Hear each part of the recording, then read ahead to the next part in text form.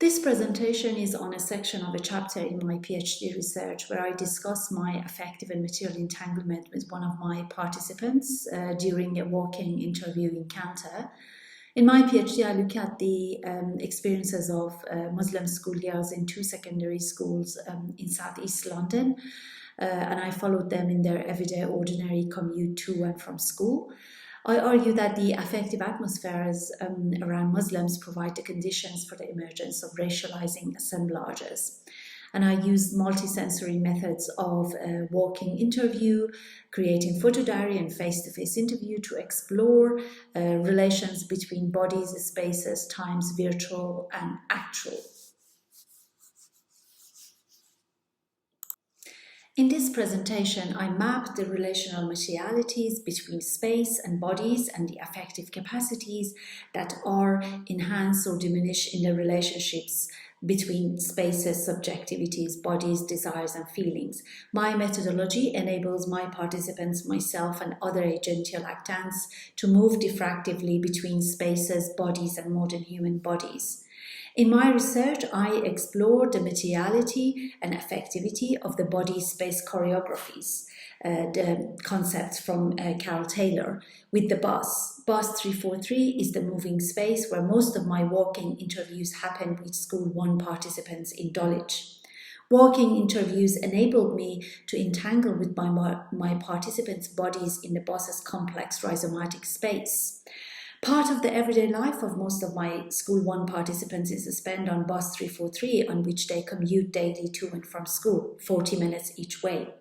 I combine with the body space choreographies of some of my participants and in material relations with other moving bodies on the bus, a different material positionality of their bodies in the crowd compared to the material positionality of their bodies in their bedroom or schoolrooms, where face-to-face interviews happened.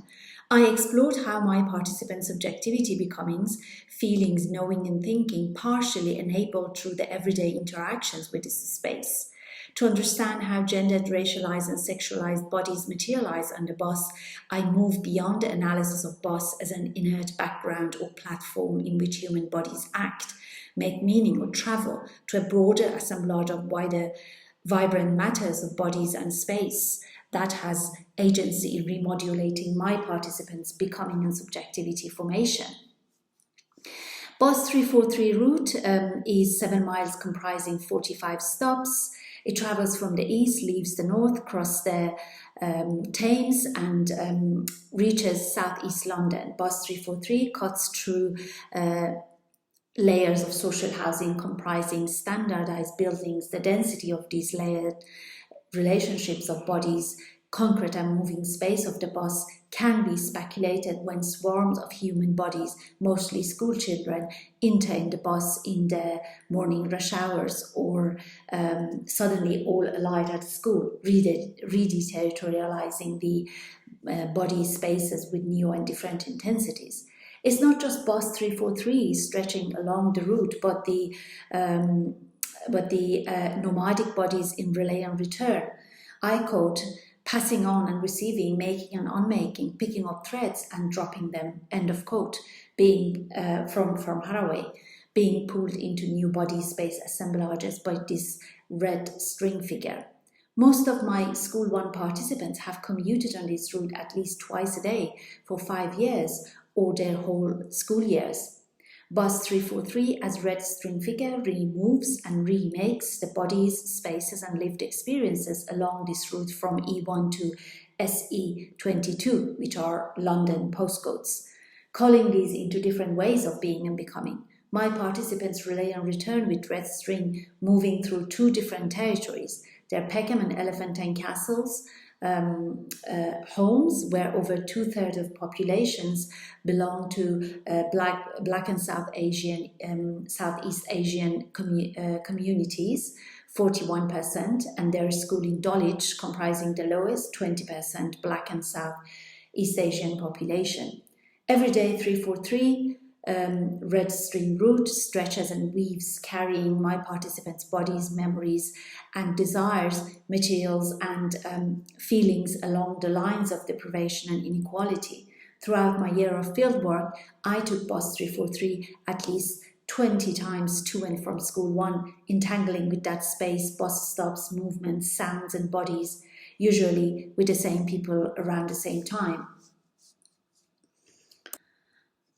Following the ontoethico-epistemological proposition of my study that space matters, I associate myself with some of the spaces that glow using Maggie McLaurin's concept in my various research encounters with my participants through walking, interview, and photo diary making.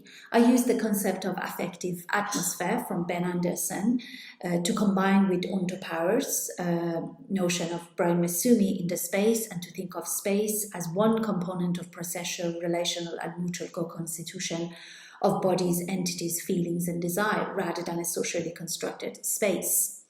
I recently came across the work of Catherine McKittrick and her understanding of theory as a form of storytelling and an interdisciplinary methodology. The practice of bringing together multiple texts, stories, songs, and places involves the difficult work of thinking and learning across many sites. And the picture in this slide is from Inas, one of my participants, from her photo diary, taken from bus 343 as one of the important places in her everyday experiences. What my research adds to the valuable existing studies on walking methodology, the work of Stephanie Springing and Sarah Truman, for example, is the application of digital technology, namely using a Skype video call, plus the absence presence of the researcher, each opening up potentialities for different and new relations to emerge. Using digital technology, the Skype video mobile phone app enables a different post-human walk, that of the walking with a virtual researcher who is physically absent but is virtually one of the agential actants in this walking assemblage. The absence of the researcher's physicality opens up more possibilities to walk around places that participants prefer not to be seen in physically with the researcher, or are seen as handpicked for the interview, for instance, the neighborhood or bus. Walking interview as a form of transmattering, the notion of Carol Taylor, enable de-reterritorializing moments and experiences of human and modern human bodies to move, stop, matter, and make. The physical absence of the researcher materializes a walk around school as a normal everyday activity without grabbing anyone's attention, particularly for my participants who have experienced racial harassment, being picked on and targeted in public. This possibility gives the researcher the post-human I, the personal pronoun, and a post-human I, a body organ.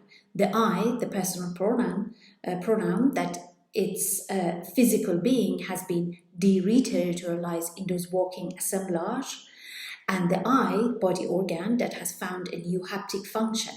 However, walking interview might limit some data that is not captured on camera.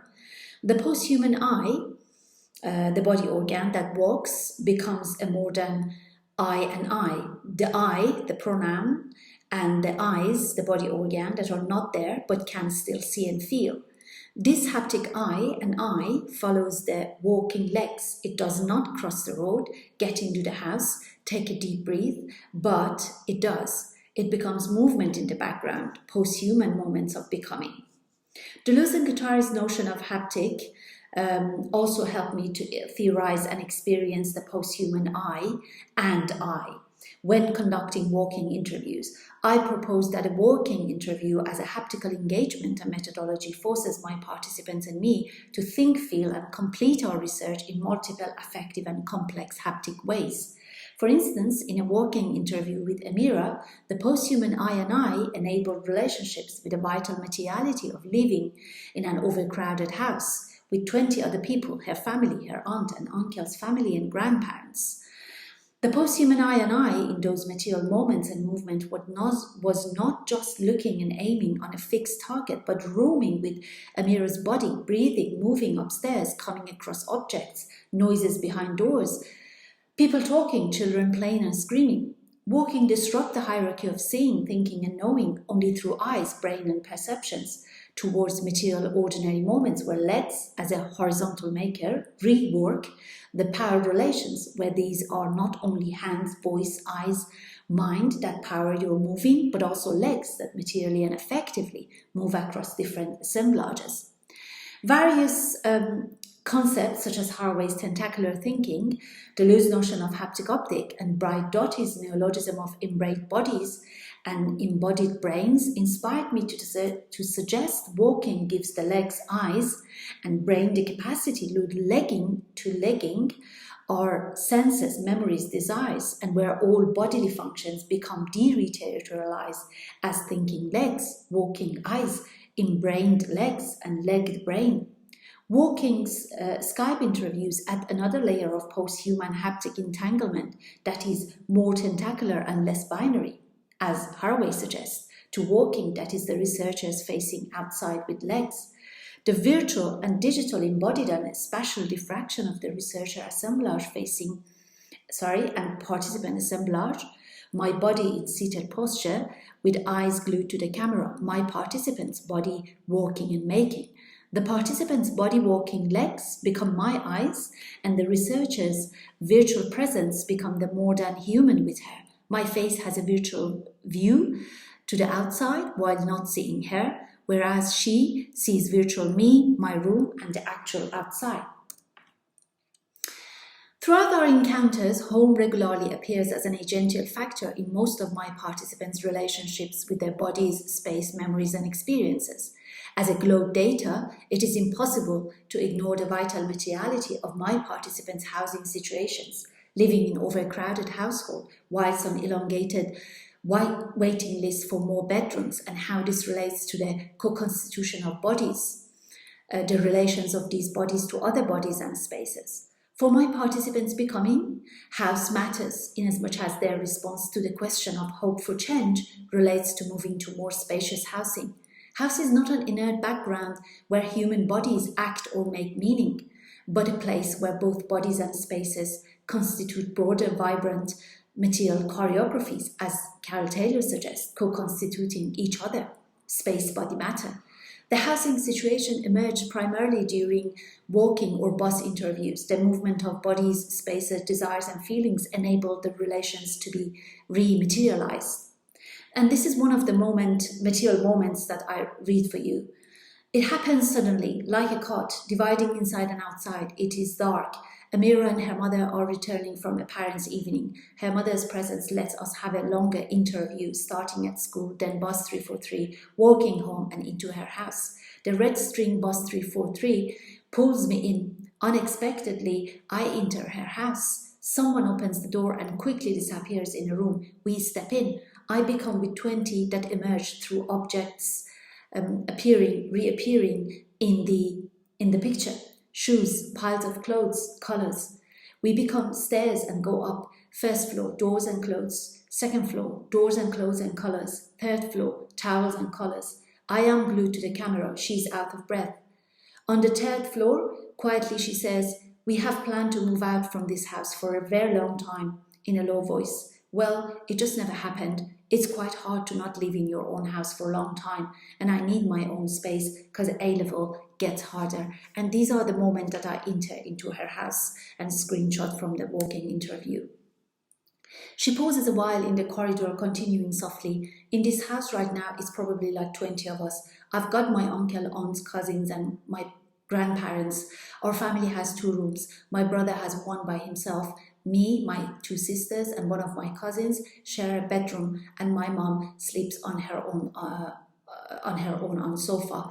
It's kind of squashed right now. It's kind of squashed right now because we got stuck over to the moving. 20 embodies the affective and material figuration of crowdedness. 20, as a vital materiality, does things to Amira's thinking, feeling, and knowing, effectively combined with any relations, experiences, desires, and feelings of Amira. 20 is the affective materiality of Amira's experience of her body to other human and more than human bodies.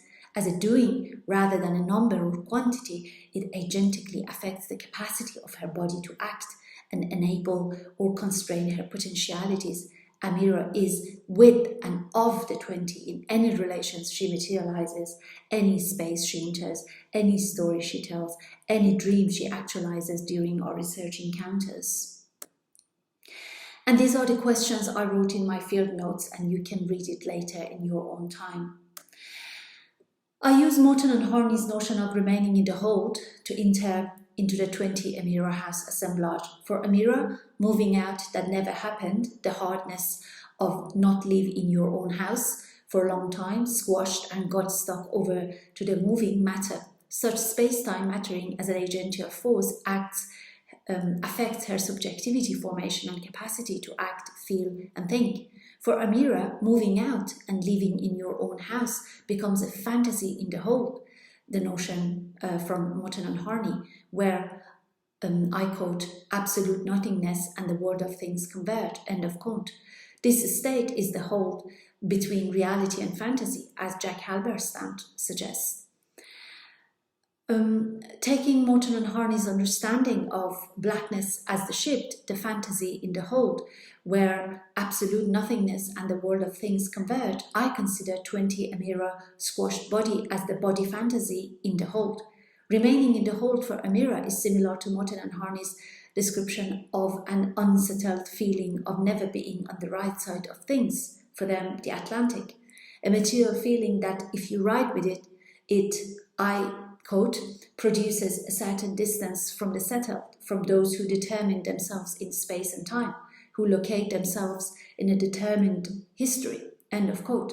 My participants' fantasies in the hold imply what Laurent Berland calls relations of cruel optimism as affective forms that emerge in response to continued fantasies of the good life, and, I quote, exist when something you desire is actually an obstacle to your flourishing, end of quote.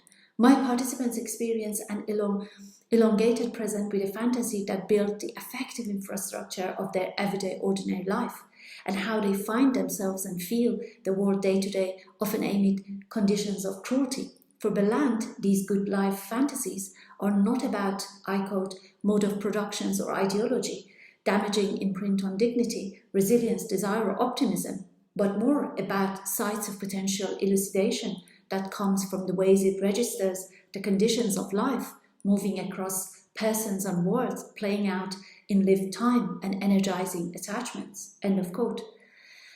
Through Berland's cruel optimism, I think of the relations between fantasy, affective, ordinary, and how my participants' fantasy of a bigger house, for instance, Amira's moving out that never happened, allows the ordinariness of suffering, the violence of normativity, and the technologies of patience that enable a concept of the later to suspend questions about the cruelty of the no, as Laurent Berland suggests.